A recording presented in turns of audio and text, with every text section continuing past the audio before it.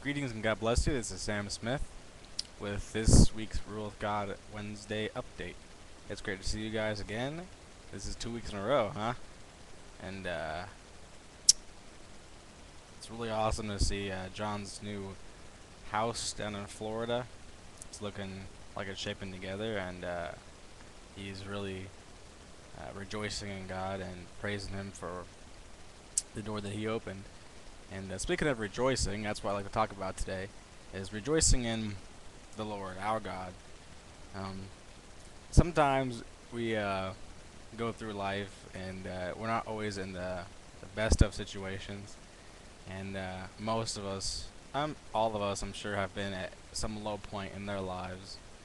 And sometimes we forget that God is always watching us. He's always caring for us. He always wants to help our needs, whatever they are, whatever's on our heart. He always wants to, help us and bring us back up and help us rise up to claim that more abundant life that He's promised for us. And Paul talks about rejoicing in Philippians.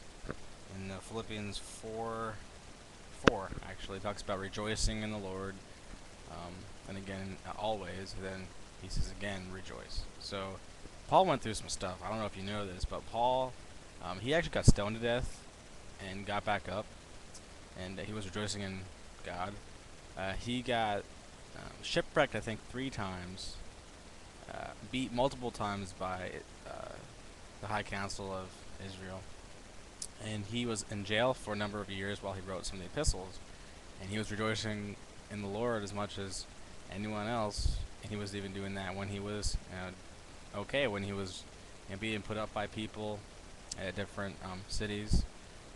And he says that he knows how to rejoice in the Lord whether he's abased or abounding, and that means whether you're in the mud or in the sky, I guess. Whether you're living like you want to live, living large maybe, or just being content with where you're at, with just a family and a good place to be, or sometimes you might be, knee-high in the mud and not knowing where you're going to be next week or whatever. But it says we can always rejoice in the Lord regardless of what our situation is. We always have what we need to do what God has called us to do, which is preaching the gospel is one of the things we're all called to do, but also our own little job in the body, whatever our role is that we're meant to be doing. We all have the same gift according to the measure of Christ, and we always have what we need regardless of where we're at. And so we should always be continually rejoicing in God because He's always there watching us, and He always wants to be walking us through our lives to be the best that we can be. And it's so great to know that our Creator, the guy who created the universe from the smallest little atom to planets, He's always watching us, every single one of us, every second of the day, every day of the year, every year of the bigger years. And talks a lot about it in Psalms.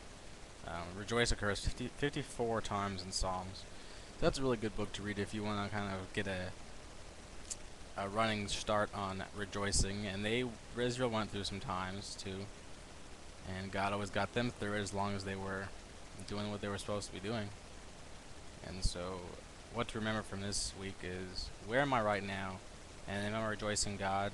And if I'm not, maybe I should be, but it's okay if you're not, because sometimes we forget. But God always looks forward to next time, and the next time we can always rejoice in the Lord as much as we want to. So rejoice in the Lord always, and again, I say rejoice. This is Sam Smith with this week's Real with God update. God bless you guys. Love you. See you next week.